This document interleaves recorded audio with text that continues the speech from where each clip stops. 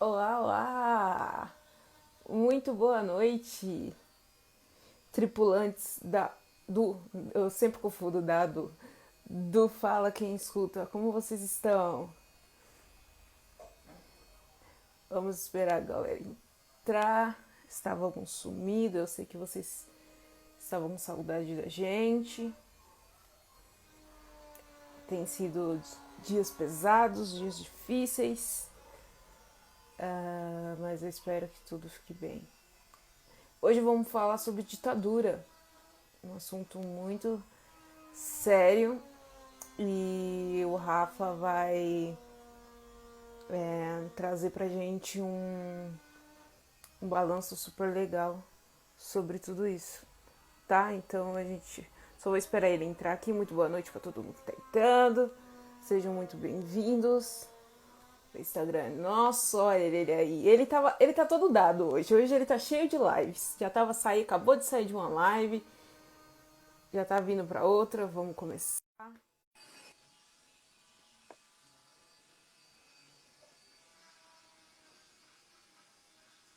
Ai, gente, toda vez que ele me aparece conectando, me dá um tique no coração. Olá! Olá! Eu Hoje não tô dado. combinamos de vir de óculos? Eu acho que a De idade preto? combinou com a gente também. Eu também É, acho. de preto, de óculos, Só de faltou a franja. barba.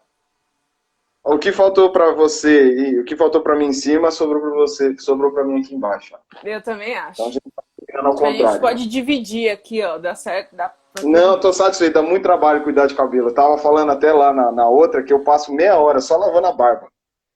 Quanto? Meia hora. Meu Deus do céu. É, Se tivesse cabelo. Deus me livre. Já tô satisfeito com a barba. Já deu um Ai, tchan ai. diferente. Não, Tá isso é escuro verdade. aí, minha cara? Não, pra mim tá bom. Tá escuro Tá aí, bom? Então tá galerinha? bom. Se tiver escuro, glória a Deus, né? Que aí ninguém vai precisar ficar olhando demais. Eu já vim de preto por causa disso. Ah, ai, ai. Antes da gente Qual começar, é? deixa eu avisar pra galerinha que semana passada a gente Tá. fez uma live lá no meu perfil que você contou sua experiência como doador de rim. Então, para quem quiser conhecer essa história linda e fabulosa do Rafael, vá assistir.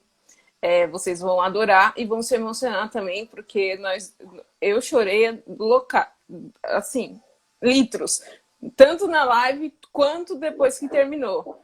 E o Rafael segurou, derramou as lágrimas, segurou bem É, forte, mas foi lindo. Vão assistir depois, foi lindo mesmo. Bom, hoje vamos falar sobre ditadura.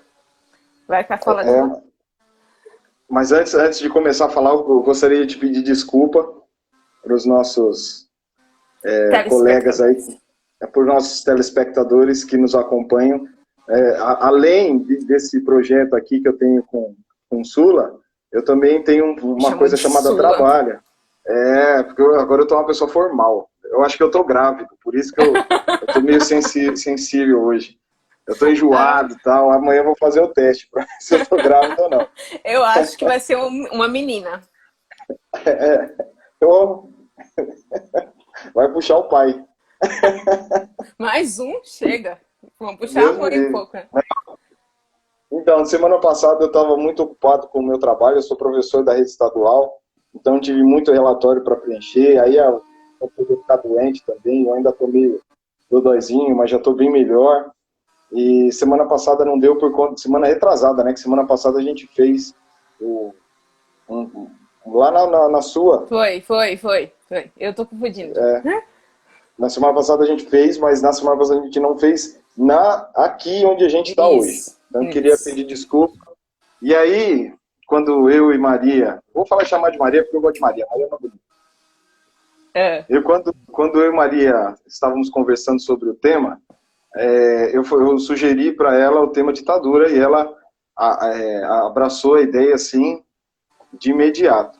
Mas uma coisa que eu estava comentando com a Lívia agora, que eu segurei até esse momento, que eu escondi dela, escondi de todo mundo, porque eu vou falar sim sobre ditadura, mas não sobre a ditadura no ponto de vista que a gente está acostumado a falar, aquela da escola, falar de golpe de 64, falar sobre a ditadura como uma ideia, certo? Porque as coisas, ao contrário, na história, elas não são como no livro, que você vira a página e as coisas mudam. As coisas vão acontecendo, as transições históricas vão acontecendo passo a passo, um dia após o outro, e na maioria das vezes as pessoas não percebem que fazem parte de um processo de mudança, de um processo de transição. E é justamente isso que a gente está sentindo na pele atualmente. Quando a gente inaugurou aqui o nosso IG, a gente inaugurou falando sobre o coronavírus, né? A gente falou Sim. sobre o reflexo no nosso dia a dia, a gente falou sobre as tragédias que a gente está acostumado a ver desde antes do coronavírus, que elas só vieram a ser potencializadas, né? Então a gente falou sobre tudo isso, e só que aqui no Brasil a gente pode morrer de coronavírus, mas a gente não morre de tédio. Porque diariamente, Oh, diariamente tem uma notícia diferente, meu acontece algum Deus. absurdo É diferente, eita atrás de mas eita. é exatamente isso, é eita atrás de eita. Quando a gente pensa que acabou, a gente pisca o olho, parece que a notícia de ontem já tinha se passado há uns 20 anos, mas não. As coisas acontecem dia após dia, a gente está como se fosse numa série da Netflix. Eu acho que nem roteirista das séries da Netflix teriam Pensaria tanta tanto. capacidade de escrever um negócio tão complicado como está Também sendo a acho. história do Brasil atualmente. E é uma história esquisita, tá? É uma história esquisita. E toda essa história, isso a gente falou inclusive no nosso primeiro dia na live, toda essa história, ela vem coberta com uma cobertura, com cereja, com chantilly, mas a gente tem que ir lá no recheio. A gente tem que abrir esse bolo e degustar ele de dentro para fora. Por quê? Porque às vezes eu posso um negócio com formato de bolo, colocar o chantilly, colocar a cereja e falar que aquilo lá é comestível. A gente só vai descobrir que, por exemplo, pode ser uma pedra ou algo do tipo quando a gente morder. E a gente não pode cometer esse erro quando a gente fala sobre a nossa construção de história. Indo direto ao ponto de hoje, quando a gente fala de ditadura aqui no Brasil, automaticamente, ainda mais para a gente que tem na faixa dos 20, 30 anos, que já passou do ensino médio, a gente vai se remeter ao ano de 1964, ditadura militar, a gente vai falar dos militares no poder, Tortura. tortura, tal, todo esse lance. E aí a gente fica meio assustado, porque olhando para a situação atual, a gente vai ver que o governo, o atual presidente, o Bolsonaro, ele está recheado de militares. E olha que curioso, tem mais militar da ativa no governo do Bolsonaro do que tinha na época da ditadura militar. Uau! Tem mais Sério? militares atuando atualmente, porque tem uma diferença, tá? Eu vou explicar para as pessoas. Existe o militar da reserva e existe o militar da ativa. O militar da reserva, ele é aquele que já cumpriu o seu tempo de serviço, já fez tudo que tinha que ser feito, envelheceu e saiu do exército. Só que ele está na reserva, é como se fosse a aposentadoria dos militares. E o militar da ativa é aquele que ainda tem tropa. O general da ativa, por exemplo, é aquele que ainda tem tropa. É aquele que comanda tanques, é aquele que comanda pelotões, é aquele que comanda guarnições do exército. Esses estão na ativa. E por incrível que pareça, como eu disse para vocês, no governo atual tem mais militares da ativa do que na época da ditadura militar. Na época da ditadura militar, a gente tinha muito general, muito membro do exército que estava já na reserva, fazendo parte desse momento esquisito da história do Brasil. E uma dessas pessoas que era jovem ainda na época, era um menino muito provavelmente esquisito, que vivia no interior aqui de São Paulo, se chamava Jair Bolsonaro. Jair Bolsonaro, que com 17 anos ingressou na escola militar, e lá dentro ele se apaixonou pela ideia de ordem e progresso. E lá dentro ele se encantou com a ideia de manter a ordem das coisas através de uma ideia de ética e moral que é construída dentro do Exército. Só que quando a gente fala de Estado, e é aí que está o perigo das coisas, a gente tem que falar sobre um Estado que tem que ser gerido pelo próprio Estado. E o Exército, ele não pode fazer parte do cenário político. Eu vou explicar por quê. Se você não me interromper, eu vou longe, então se você quiser pode me interromper. Não, vai indo. Eu falei pra você que é uma aula, eu tô aprendendo. Quando eu tiver dúvida, eu vou falar, opa, peraí que eu não tô entendendo, não. E quem Aliás, estiver a assistindo galerinha, aqui, mandem aqui também, porque fala, para, Rafael, eu não entendi. hoje eu vou ser bem duro aqui com os nossos telespectadores. Você vai perceber que hoje, muito provavelmente, o número de pessoas que vão assistir, gradativamente, ele vai diminuir. Hum. Porque as pessoas fogem de certos temas, as pessoas têm medo, têm receio de certos assuntos. Então, para vocês, bravos heróis que ficarem com a gente aí até o final, vocês são guerreiros e vocês estão dispostos a ouvir e fazer uma análise do mundo sem essa superficialidade que todo mundo está acostumado. Porque quando chegar no final, eu vou pedir até para a Maria ficar de olho aí, quando estiver chegando lá para o final, nos 10 minutos finais, quero que você me avise, porque eu quero finalizar dizendo sobre os reais perigos que a gente vem correndo nesses últimos meses aí que estão 10 por vir. minutos vai dar para você? Dá, porque já Tá bom, pensei então. tudo Eu direitinho. aviso. Tá bom. Então vamos lá, eu vou começar essa aula aqui Essa de aula, história. por favor. Isso, eu vou começar essa aula aqui falando sobre como o Brasil ainda é um país muito jovem. Parece que os assuntos, a gente às vezes usa os mesmos conceitos para diversos temas diferentes. Quando a gente foi falar sobre o racismo, eu falei exatamente essa mesma coisa que eu vou falar aqui. O Brasil é ainda um país muito jovem. E qual que é a relação disso com, por exemplo, a política? Ser jovem se relaciona a todas as outras coisas que a gente encara na nossa vida. Por exemplo, quando eu sou criança, eu tenho atitudes que correspondem às atitudes de criança, seja ela social, seja ela economicamente, seja ela na educação e assim por diante. A nossa idade, ela reflete aquilo como a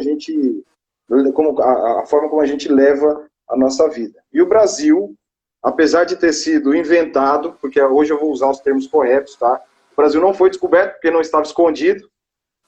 O Brasil sempre esteve aqui, esse território sempre esteve aqui, ele esteve ocupado, ele esteve desocupado, teve animais, não teve. Então o Brasil não foi descoberto pelos portugueses, ele foi sim invadido pelos portugueses. Quando eles chegaram aqui no ano de 1500, eles olharam, acharam interessante, mas como era muito quente e perigoso por causa dos povos nativos aqui, eles decidiram sair. Só que aí franceses, holandeses, ingleses começaram a olhar para essa terra, que é muito bonita, que é o nosso país, e falaram, pô, interessante, os portugueses foram lá, falaram que era deles, mas não fazem nada lá. Então, só no ano de 1530, 30 anos depois, foi que os portugueses começaram a fazer alguma coisa aqui dentro. Tá, mas, pô, Rafael, por que você está falando desse negócio? O que isso tem a ver com ditadura? É importante a gente saber de onde viemos para a gente entender aonde chegamos, certo? Porque, vamos lá, vamos às diferenças do modelo de colonização. Aqui, no Brasil, os europeus vieram para cá com a intenção de tirar. Eles vieram aqui para escravizar os nativos e roubar as riquezas O que a gente naturais. tinha. E só isso. Eles não tinham nenhum tipo de compromisso com a terra ou com os povos que moravam aqui. Aí, pô, vamos falar lá dos Estados Unidos. Não, eu não sou paga-pau dos Estados Unidos, pelo amor de Deus, muito pelo contrário disso. Mas a gente tem que reconhecer as glórias de cada um da melhor forma possível. O modelo de colonização, principalmente no sul dos Estados Unidos, ele foi um modelo de colonização de povoamento. Os ingleses que saíram da Inglaterra e foram para lá, foram para morar. Eles foram com a ideia de criar um Estado, certo? Então, quando a gente vai comparar o desenvolvimento da história dos Estados Unidos com o desenvolvimento da história do Brasil, a gente percebe que lá no nascimento, lá na seme, as coisas começaram completamente diferentes. Nós nascemos para sermos roubados. Nós nascemos para sermos escravizados. Nós nascemos para não aceitarmos o nosso país como um lugar decente. Porque foi isso que os portugueses trouxeram como construção de país para cá. Em 1530, começa o processo de colonização. Só que isso, de 1530 até 1800 e alguma coisa, também ficou aquela terra de ninguém aqui. Era uma colônia, era uma coisa bagunçada, cada um fazia do seu jeito, tinha escravidão, tinha morte. Nem de férias não, era colônia de inferno mesmo, porque isso aqui era um lugar... era um lugar abandonado. As pessoas que estavam aqui, elas também não tinham nenhum tipo de compromisso com o Estado. Mas tanto que a gente vai estudar a história do Brasil, que vai de 1530, do governo geral, até a chegada da família real portuguesa, a gente tem mais histórias sobre revoltas e tentativas frustradas de independência do que qualquer outra coisa. Então o Brasil estava abandonado nesse tempo todo. Então vamos lá, vamos colocar aí mais ou menos 300 anos, 300, 500, 600, 700, mais ou menos 300 anos de abandono da nossa colônia e de exploração total e totalmente desenfreada do nosso território. Até que veio o rei para cá, Dom João VI. Dom João VI veio fugido, chegou aqui no Brasil, se estabeleceu, ele veio fugido da Revolução Francesa. Curiosidade, ele fugiu daquilo que nós hoje temos dificuldade de aceitar como uma coisa interessante. Porque a Revolução Francesa ela tinha como seu lema 3 palavrinhas: liberdade, igualdade e fraternidade. Dom João VI, rei de Portugal e, consequentemente, rei do Brasil também, ele não tinha na sua cabeça essas palavras como uma coisa funcional. Não funciona, isso aí não presta. Liberdade, igualdade para quê? Temos aqui a nobreza, nós somos melhores, nós somos mais bonitos, nós somos mais inteligentes, nós somos mais bem preparados do que esse povo de pele escura que mora nesse país quente, nesse país cheio de animais. Isso aqui não é pra gente, nós somos melhores.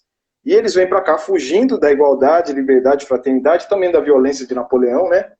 Não vamos nos esquecer disso, porque o baixinho ele era bruto. Chegando aqui, eles começam a estabelecer uma ideia de Estado. Porque vamos identificar o que é um Estado. Um Estado, ao contrário do que as pessoas pensam, não é São Paulo, Minas Gerais, Bahia e assim por diante. Não é? Essas regiões são unidades federativas. Elas Uau. recebem, é como se fosse um apelido, elas recebem o título de Estado mais para determinar a sua autonomia em alguns setores do que ser realmente Estado. Estado são os países. Existem os Estados Unidos da América, existe a Rússia, existe a França, esses são os Estados. Os estados que a gente entende, São Paulo, Minas, tal, entre outros, são unidades federativas. E o Brasil não existia como Estado. O Brasil tinha uma Constituição. O que é a Constituição? É importante falar disso também. O que é a Constituição? É como se... Você já jogou Banco Imobiliário? Já. No Banco Imobiliário não tem lá, quando você abre a caixa, não tem um livrinho com as instruções? Uhum. Lá naquelas instruções não está escrito o que pode e o que não pode dentro do jogo? Tem as regras, né? Exatamente. A Constituição é exatamente isso. É o livrinho de regras dizendo aquilo que pode e aquilo que não pode dentro da brincadeira chamada Estado. Então tem coisas que eu não posso fazer e tem coisas que eu posso fazer porque está lá escrito naquele papelzinho. País, você está falando. Isso, exatamente. Tá. Estado-país. Sempre que eu falar Estado, eu estou falando do país, tá? Tá bom. Eu estou falando do Estado de São Paulo. E esse livrinho, essa Constituição do Brasil, ela era ainda muito preconceituosa. Pô, olha que curioso, olha que coisa legal. Houveram constituições aqui no Brasil que diziam que, por exemplo, mulher que fosse pega traindo o homem e o homem assassinasse essa mulher, ele automaticamente estaria absolvido. Porque era crime a mulher trair o seu marido. Mas se o contrário acontecesse, a mulher não podia fazer o mesmo com o homem. Nossa.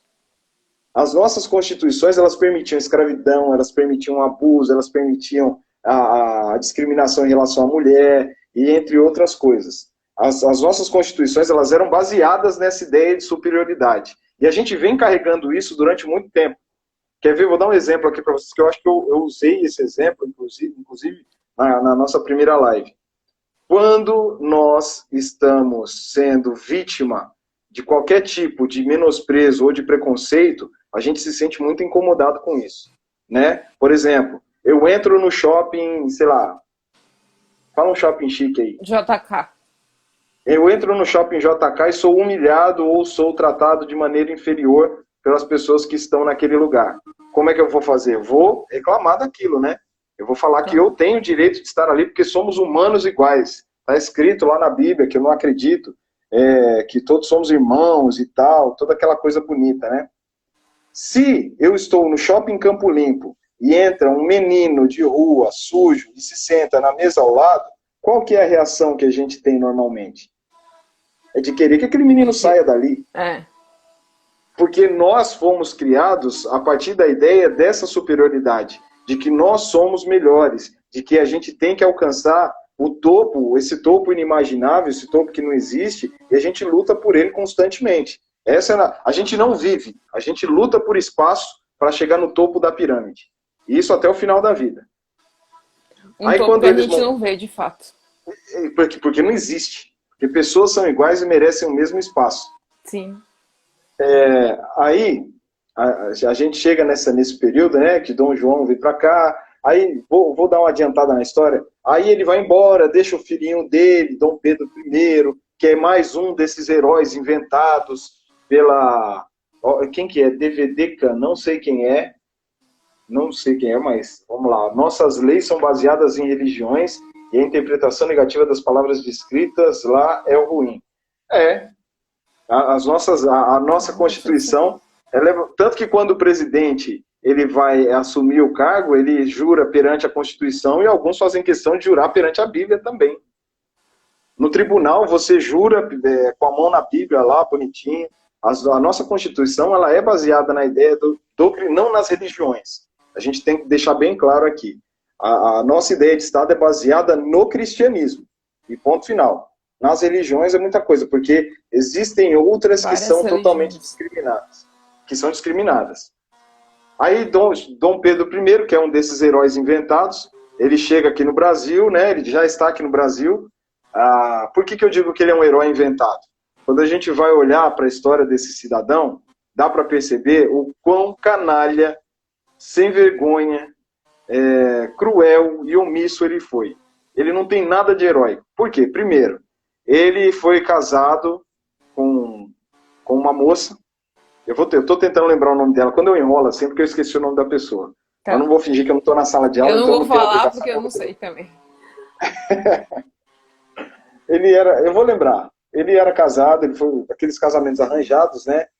E a esposa oficial dele era uma pessoa muito comprometida. Foi ela que pediu para ele ficar, o famoso dia do fico, não foi ideia de Dom Pedro, foi ideia, sim, da sua esposa. Ele tinha uma amante, a Marquesa de Santos.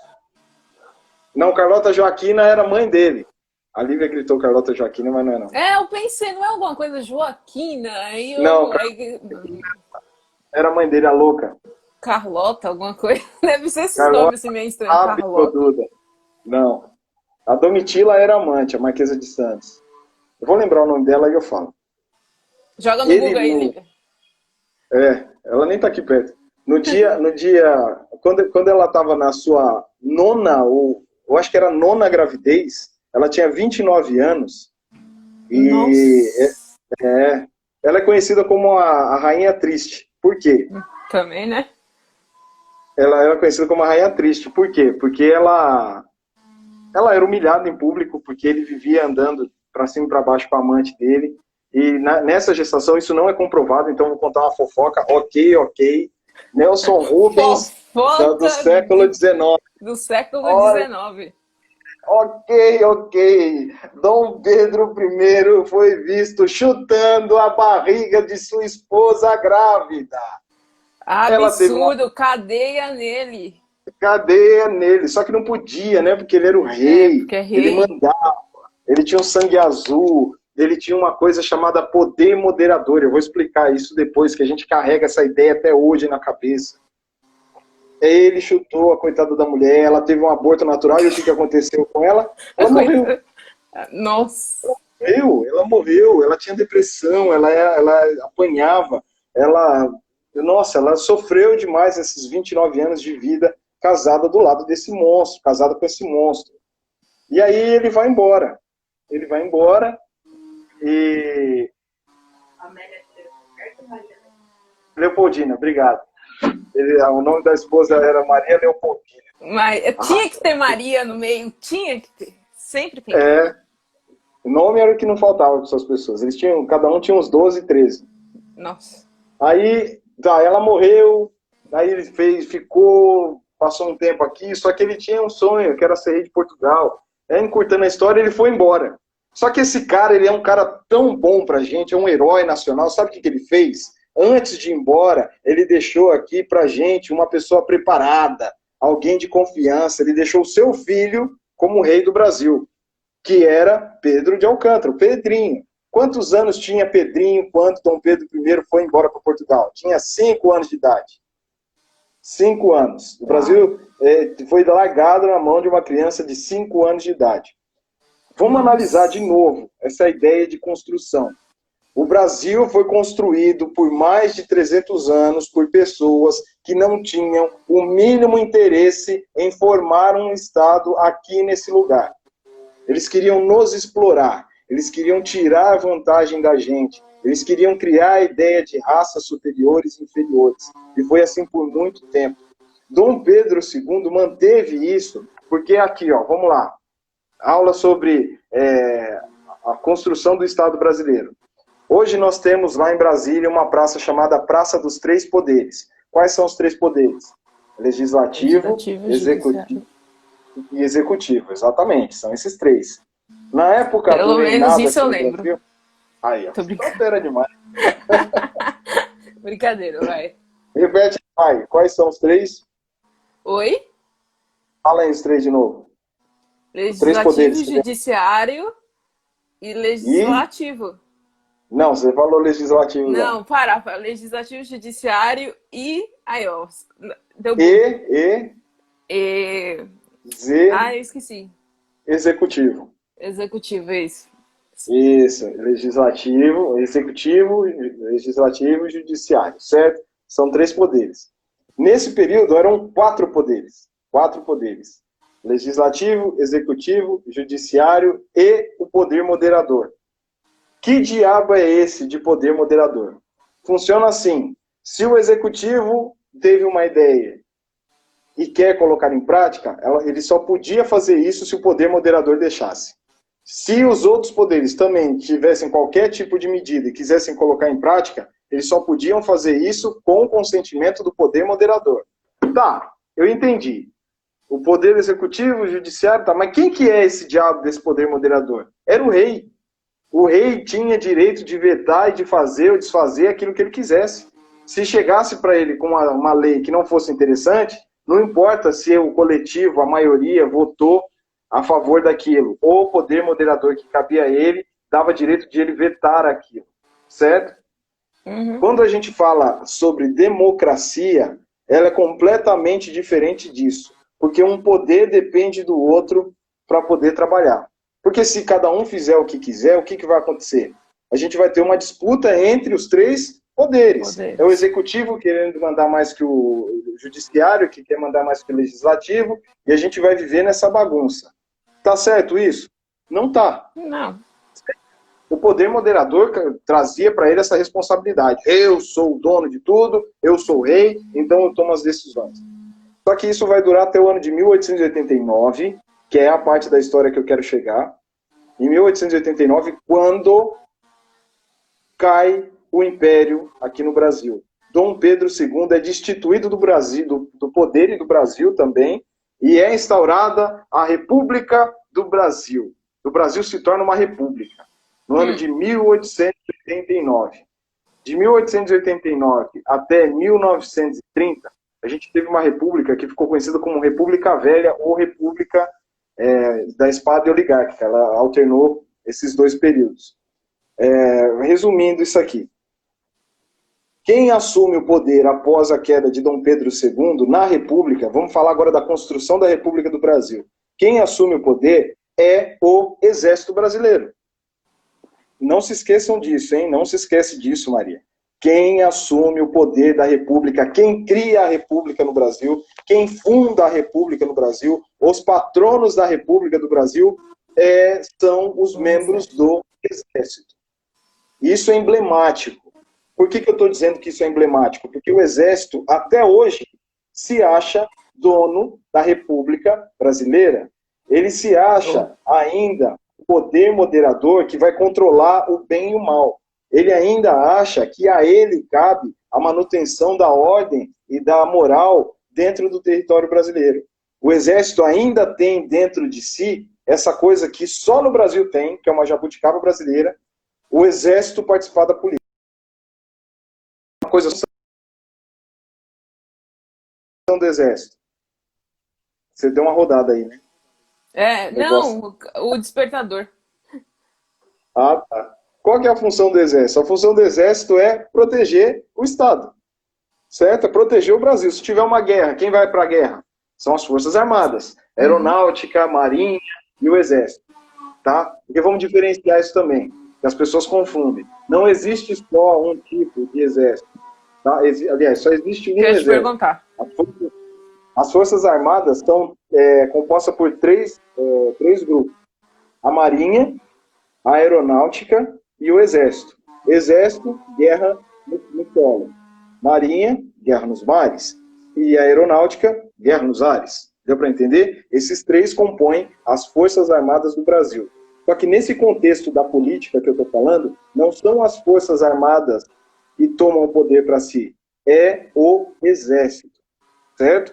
Então o Exército Brasileiro dá o golpe, Marechal Deodoro da Fonseca, o patrono, assume, fica 2 anos, depois ele sai, assume Floriano Peixoto, também membro do Exército, e pela primeira vez o Brasil tem uma tentativa de golpe.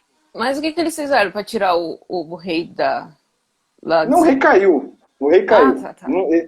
Sabe quando não acontece nada? A gente fala, tem algumas pessoas que usam, essa pergunta sua é importante. A gente comete o erro de falar que aquilo que colocou os militares no poder, na fundação da República, foi um golpe. Não foi um golpe. O Brasil já estava naquela exaustão da monarquia. O mundo estava mudando, né? Não tinha mais espaço para a monarquia.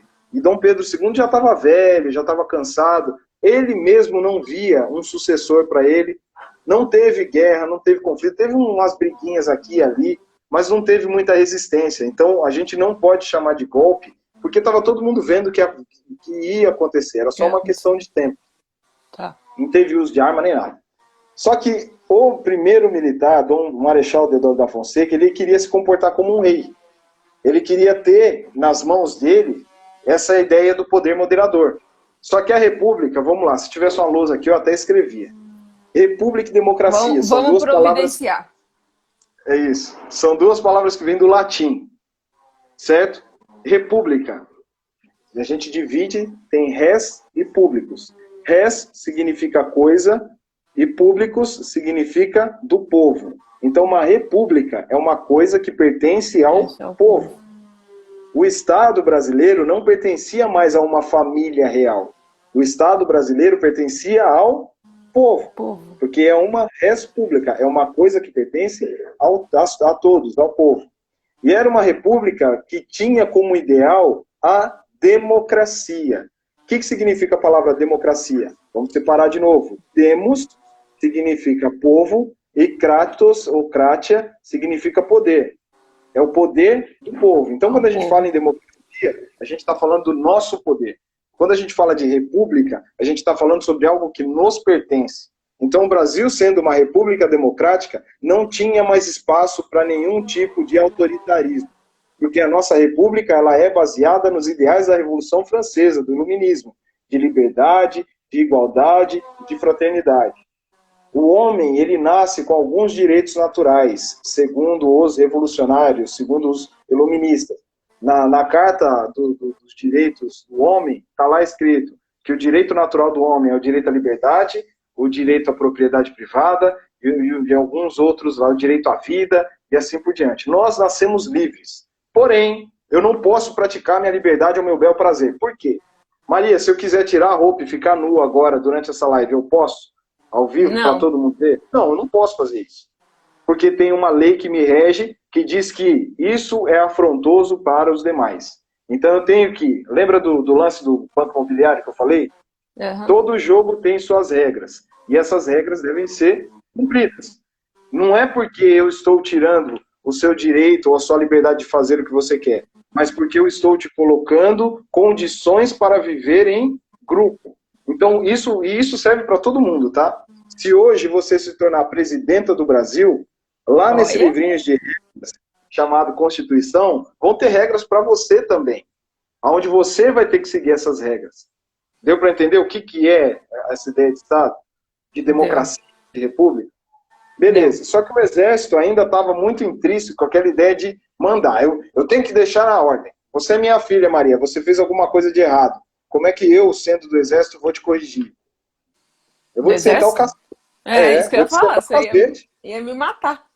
Eu vou te sentar o cacete. Sabe por que eu vou sentar o cacete? Porque uma pessoa só aprende se ela tiver noção do que é disciplina, do que é poder, de quem é que manda. E a gente carrega isso com a gente, né? A gente tem que saber quem manda, a gente tem que saber quem obedece, a gente tem que saber quem é quem, cada um no seu lugar. E a gente cresce desse jeito, né? A gente cria os nossos filhos desse jeito. A gente é criado desse jeito. Até relação de amizade funciona desse jeito.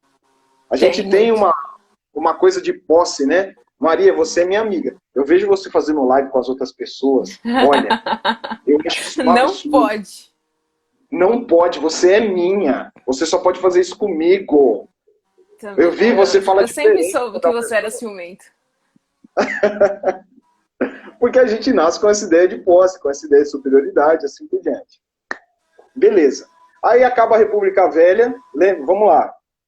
Durante o período da República da Espada, Floriano Peixoto quis dar um golpe nele mesmo para ficar mais tempo no poder.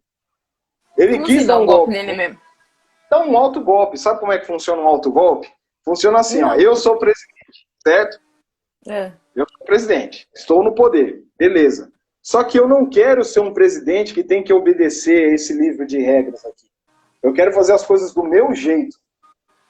Eu quero fazer as coisas do meu jeito. Só que para eu fazer do meu jeito, eu não posso ter congresso, eu não posso ter senador, eu não posso ter juiz, eu não posso ter nada. Eu tenho que acabar com tudo isso e eu mandar sozinho. O autogolpe é quando você dá um golpe em si mesmo para fechar congresso, para fechar judiciário, para fechar legislativo. Você fecha tudo, você assume plenos poderes, rasga a Constituição, que é o livrinho de regras, e começa a fazer as coisas do seu jeito. Então, vamos dizer que em uma dessas coletivas aí que o nosso querido amado presidente deu, alguém gritou, fecha o Congresso, não sei o que, não sei o que, não sei o que. Era isso, né? Essa ideia de fazer um autogolpe? Exatamente. Eu vou chegar nessa parte. Você tá vendo como você tá pegando o lance aí no ar? Tô adorando, continua. E o perigo que a gente tá correndo. E Floriano Peixoto quis fazer isso, só que não funcionou. Não funcionou à época porque os barões do café interviram e tomaram o poder para si. Pula essa parte, República do Café, que foi outra parte ridícula da nossa história. Eu vou contar rapidamente para você perceber que a nossa república ela ainda é totalmente contaminada. O Brasil não era um país democrático, porque quem escolhia os governantes na época era um grupo muito restrito de pessoas endinheiradas e que tinham até características físicas, que era a cor da pele, pessoas brancas com propriedades, maiores de 21 anos e alfabetizadas, ou seja, naquela época era 2% da população. E eles ficavam jogando, né? Tanto que ficou conhecido como República do Café com Leite, porque uma hora era um presidente apoiado pelo estado de São Paulo, outra hora um presidente apoiado pelo estado de Minas. E eles sabiam quem ia ganhar e quem ia perder. A gente vivia de acordos, certo? República totalmente maculada, uma coisa ridícula, uma coisa feia, República política dos governadores, tal. Só que em 1930 aparece um herói. Chapolin Colorado. É quase isso, é do mesmo tamanho. Porque os baixinhos são mais folgados. Se tem algum baixinho me assistindo aqui, a probabilidade de você se tornar alguém grande na vida é enorme. Porque os baixinhos, eles têm iniciativa. E um baixinho aparece na história do Brasil para colocar fim na República Oligárquica. E ele coloca fim de que jeito? Ele coloca fim através de um golpe. Outro golpe! O Brasil, ele nasce de um golpe, ele passa alguns anos, tem outro golpe que vai colocar um homem chamado Getúlio Vargas no poder. Getúlio Vargas até hoje é considerado herói por nós, porque ele criou as leis trabalhistas, ele criou a Petrobras, ele foi chamado o pai dos pobres e blá blá blá. Curiosidade, na época em que Getúlio Vargas assume o poder, o mundo vivia as tensões da Primeira e da Segunda Guerra Mundial. Antes da Segunda Guerra Mundial começar, ainda no período da Primeira Guerra, no fim da Primeira, governos totalitários ascendem na Europa. Não ascender de fósforo, tá? De subir ao poder. Governos o quê? Totalitários. O que é um governo totalitário? É um governo onde uma pessoa só manda, onde tem a figura do líder. Quais são esses governos os mais famosos até agora, que a gente conhece? Os mais famosos até agora não, os mais famosos que a gente conhece. São os governos fascistas, o governo fascista de Mussolini na Itália e o governo nazista de Adolf Hitler na Olha, eu ia Alemanha. falar Hitler, aí eu falei assim, eu não vou falar, porque vai que eu vou falar errado. Aí agora confirmou, tô pegando raciocínio, tá ótimo. Esses dois governos são governos totalitários. Houveram outros, mas esses são os mais famosos. E na mesma época, Vargas assume aqui o poder. E na época era sabido por todo mundo que ele era um cara adepto à ideia do fascismo. Ele gostava de... Tanto é que as nossas leis trabalhistas são baseadas em um documento chamado Carta del Lavoro, que traduzindo do italiano para o português significa Carta do Trabalho ou do Trabalhador. Ele baseou a na Carta del Lavoro para fazer as nossas leis trabalhistas. Então, as nossas leis trabalhistas elas são baseadas nas ideias fascistas de Mussolini. O que é esse tal de fascismo que as pessoas tanto falam? Porque hoje a gente usa, né, as palavras, eu vejo as pessoas usando palavras. Ah, seu fascista, seu nazista. Boa, Aí você pergunta para o pessoal, por que você chama esse nazista fascista? Existem características que identificam esse tipo de pensamento. E outro erro que a gente comete é o seguinte, é possível existir o fascismo aqui no Brasil? Não. É possível existir o nazismo aqui no Brasil? Não. A gente usa o termo de maneira errada. A gente tem que entender que para a coisa acontecer, ela precisa de todos os ingredientes. Eu não consigo, por exemplo, fazer feijoada sem ter os ingredientes corretos para a feijoada. Eu vou fazer algo parecido com a feijoada, mas que não vai ser a feijoada. Quando a gente fala sobre fascismo e nazismo aqui no Brasil, a gente não fala sobre a aplicação dele na sua ideia total. A gente fala nisso com as ideias que que permitem você comparar. A gente podia fazer uma live depois, hein? A próxima, você explicando sobre fascismo e nazismo. Sabe por quê? Eu gostei. Então tá marcado. A próxima live eu vou falar sobre isso.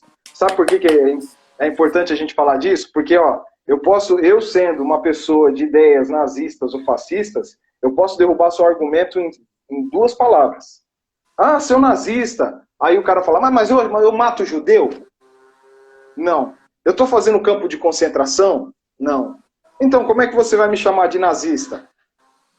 Você entende? Porque o nosso não é fascismo, o nosso não é nazismo. Nós temos um presidente que tem ideias que se assemelham a esses dois tipos de governo. E que podem ser muito pior do que esses dois. Porque a nossa realidade é completamente diferente. Então, vamos lá. Quantos minutos faltam? Para eu não... Estamos com 42 e 33, então tem mais... 18 minutos. 18 minutos. Então vamos lá, só para finalizar. Para eu chegar na parte que é... porque eu gosto muito de explicar as coisas para as pessoas não ficarem com aquela ideia. Tá ótimo. Então vamos lá. Aí o Brasil teve esse período do Vargas, né? O Vargas ficou, um golpe. A primeira ditadura do Brasil foi a ditadura do governo Vargas, que foi a ditadura do Estado Novo. Mas espera aí, eu não entendi nessa questão. Como é que ele tirou Getúlio, né? Com o exército. Getúlio tira o presidente da época. Teve eleições. Ele não aceitou as eleições. Isso que eu ia te perguntar. Teve eleições, ele não aceitou e aí ele assumiu, não, é isso? Aí ele chamou o exército foi com ele. Algumas forças do exército ajudaram ele a assumir o poder. Olha o exército aí de novo.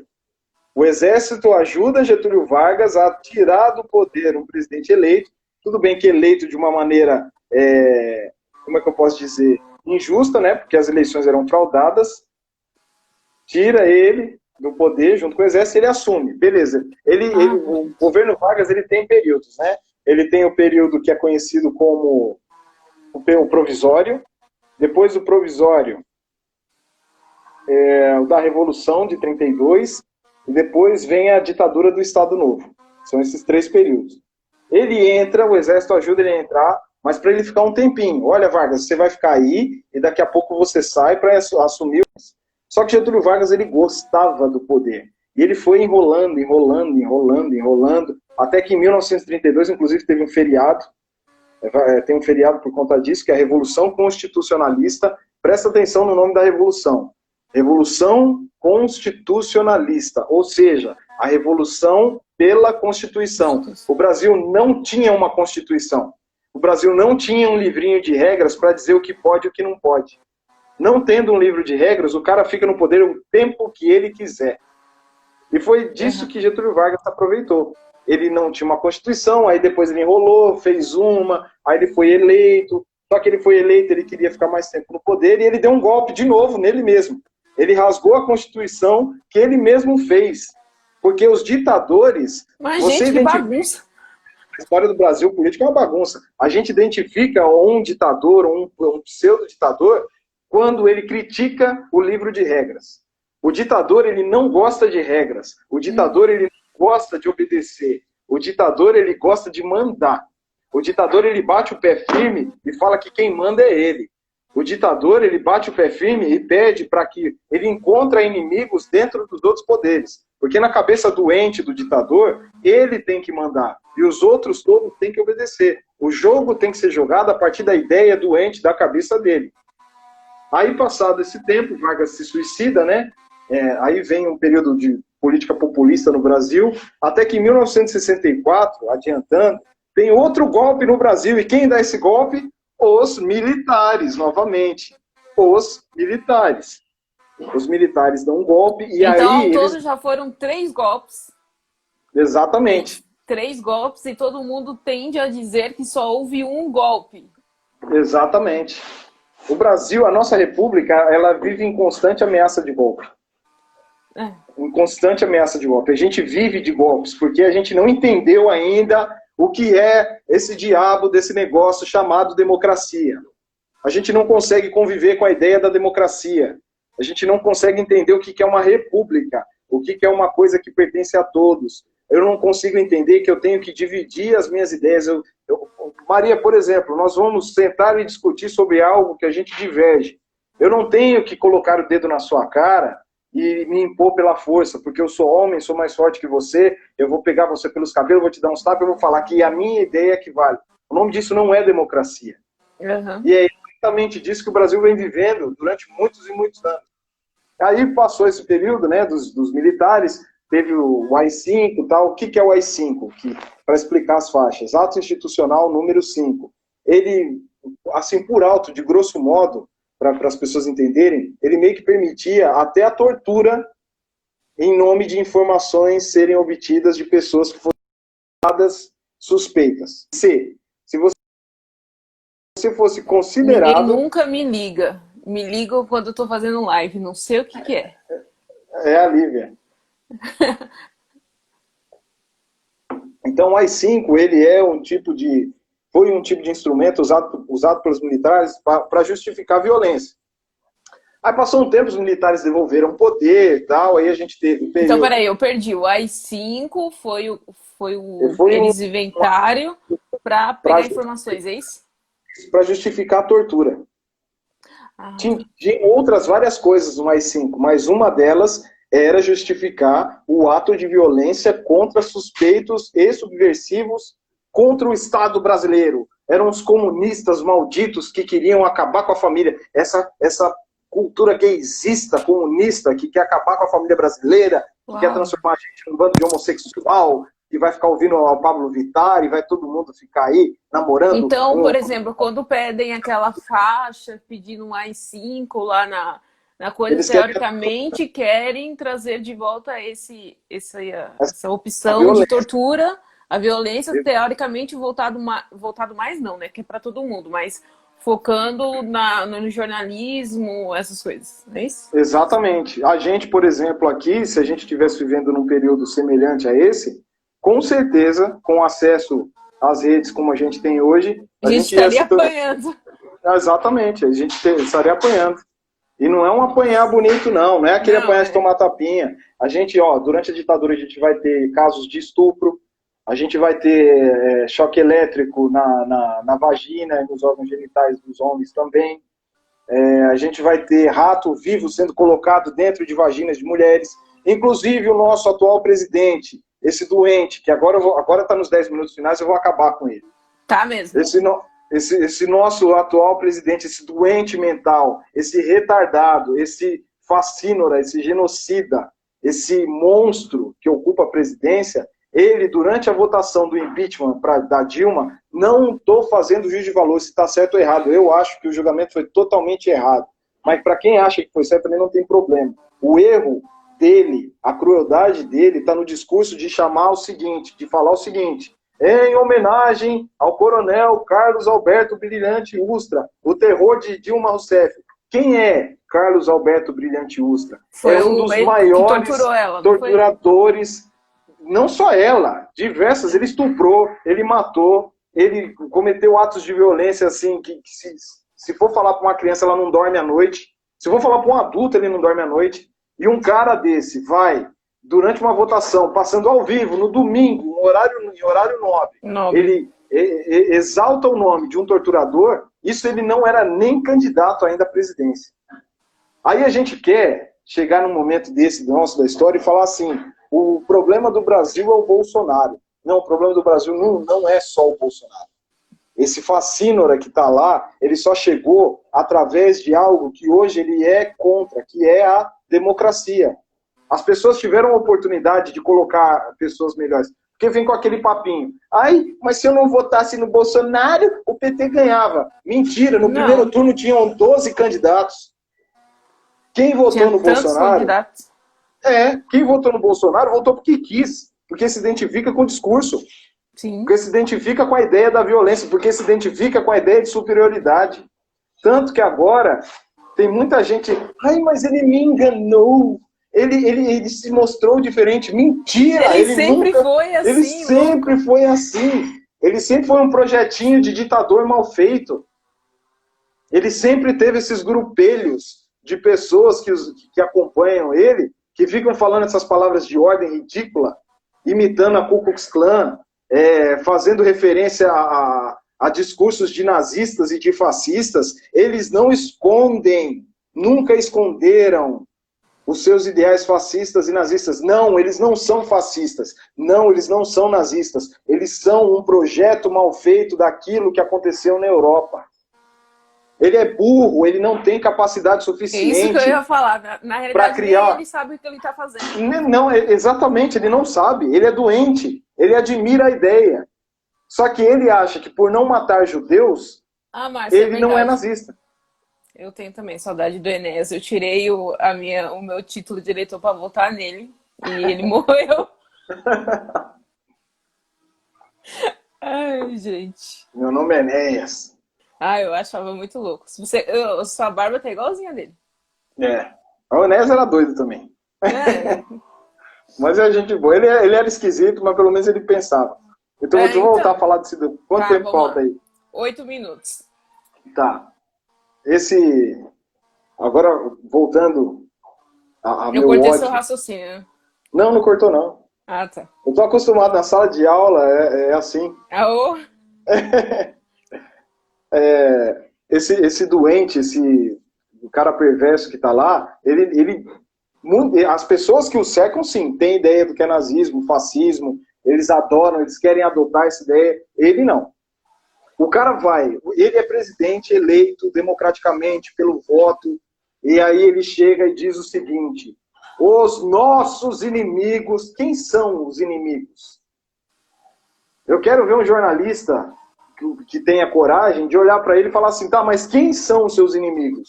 Então, na hora que ele fala assim, meus inimigos, eu falei, gente, quem que é? Parece aqueles evangélicos possuídos que acham que tudo é o capeta, sabe? É ele, exatamente. Mas na cabeça dele, ele não fala diretamente. Mas todo mundo sabe, eu deveria saber, quem são os inimigos que ele diz. Os inimigos para ele são todos aqueles que pensam diferente dele. Ele é o presidente do nosso país, mas ele não é seu presidente, Sula. Ele não é meu presidente. Ele não governa pra gente. Muito pelo contrário, ele governa para nos prejudicar. Ele não sabe trabalhar sem o caos. Ele precisa de briga, ele precisa de confusão, ele precisa de problema, porque de sangue, porque na cabeça doente não estou falando que todos os membros do exército são assim, mas na cabeça doente desses militares que foram abduzidos da sua ideia de humanidade, eles precisam sempre de um inimigo. Sempre. Aí eles inventam os comunistas, aí eles inventam os gays, aí eles inventam a Venezuela, aí eles inventam isso, aquilo. Agora que ele está percebendo que ninguém está dando corda para ele está criando inimigos que são perigosos para a gente. E que aí surge os loucos que vão para a rua pedir algo que não é compatível com a ideia de liberdade e democracia. Que são esses doentes que estão lá em Brasília, os 300, que na verdade são 30, mas 30 que são perigosos. Esses doidos da internet, que quando a gente coloca qualquer coisa, eles vêm com uma violência e uma... Parece Gente, assim... é absurdo, é absurdo. Na minha página igual que fala sobre câncer teve isso. Eles aparecem, porque eles estão se sentindo absurdo. representados. E sabe qual que é o grande risco que a gente tem nesse atual momento? O Bolsonaro, perguntaram para mim uma vez, o Bolsonaro ele é capaz de dar um golpe no Brasil? Eu afirmo com todas as palavras, ele não tem a mínima capacidade de dar um golpe. Não tem. Porque a ala do exército que apoia ele, por mais que sejam muitos, são pessoas doentes, que não têm tanta relevância no cenário militar do Brasil. Mas o problema não é o Bolsonaro. O problema é a ideia que ele criou e as pessoas que ele fez sair da tumba, do meio do inferno, para criar grupos cada vez maiores que vão chegar até a última instância para defender a loucura deles aqui no Brasil. A gente está vivendo um período muito perigoso. Muito perigoso. Expressar ideias se tornou algo perigoso. Dependendo de onde você faz isso. Isso que eu ia te falar. Nas redes sociais, para quem está nas redes sociais, perceba, coloca assim, qualquer coisa que seja uma crítica inteligente, baseada em informações e dados, vai aparecer um monte de doente xingando, ofendendo sua moral, te ameaçando de morte, porque eles estão, sim, se preparando, eles querem isso. O nosso atual presidente quer isso. A ideia de Estado dele... Sabe por que ele não combate o coronavírus? O coronavírus para ele foi uma bênção. Sabe por que ele não combate o coronavírus? Porque para ele... Porque para ele pode tramar por baixo do coronavírus, não é isso? Não é nem isso. É porque o coronavírus traz o caos. E trazendo o caos, ele se sente confortável. Ele se sente confortável para... Se você levar ele para o céu, colocar ele no paraíso, assentado do lado de Deus... Ele é capaz de arranjar briga com Deus, porque ele não vai se sentir confortável dentro da paz. Ah, eu também acho. Ele vai dar um jeito, ou ele vai para o inferno, porque essas pessoas, elas são felizes no inferno, elas são felizes no meio do inferno. Não que eu torça para ele ir para lá, porque se eu falar isso, vai aparecer algum doente falando, não, você está desejando a morte de uma pessoa, seu hipócrita. Não estou desejando a morte de ninguém. Não desejo a morte do Bolsonaro, não é isso que eu desejo. Eu só não desejo que ele seja o representante de uma ideia de Estado que é muito mais bonita do que as ideias cruéis que ele tem pra gente. Eu quero ter a liberdade de falar, eu quero alguém que tenha a capacidade de entender que o livro de regras, aqui, Rafa, sabendo que começamos com invasão, golpe, agora os tempos atuais, como ter esperança? Só vou completar aqui, teve o comentário do David aqui em cima, falando que o nosso presidente é um catalisador de grupos. Ele fez com quem cultiva... Não, ele fez que quem cultiva esse tipo de pensamento não tenha mais medo. É isso aí mesmo. Temos quase exatamente. 3 minutos, viu? Então, para finalizar aqui, meus queridos, a Lívia, que não é a minha Lívia, é outra Lívia, o que ela perguntou aí? Rafa, sabendo tal... Como ter esperança? Para finalizar, é justamente sobre isso que eu ia falar. Como ter esperança num momento desse? Eu 1 minuto e 58. Eu sempre falo para os meus alunos e vou falar para vocês também. Quem muda a história de um Estado, quem muda a história de um povo, é o próprio povo. Nunca é a grande liderança. Se o grande líder gritar, pulem do penhasco, e a gente resistir em nome da consciência, há esperança sim. Então, não é pela violência como eles, não é pela arma, é pela capacidade de pensar. A gente volta a falar sobre isso depois, que aí eu explico fascismo e nazismo, e aí a gente tem mais tempo para continuar. Meu nome é Enéas, vai, fala. Meu nome é Enéas, 46, é 56, né? 56. É 56, maravilhoso. O Brasil está sendo violado em seus direitos. Meu nome é Enéas, 56. Maravilhoso. Eu acho legal a gente fazer mais ao vivo, eu ia falar stories, mas ao vivo assim, com histórias, que é para a gente aprender mesmo sobre isso, sobre os poderes, sobre o fascismo, tudo mais. E então vamos continuar com essa sequência de lives aí. Na realidade, para abrir a cabeça mesmo, porque eu preciso também. Muito. Vamos abrir a cabeça. Nem Tá? que seja Então, na machadada.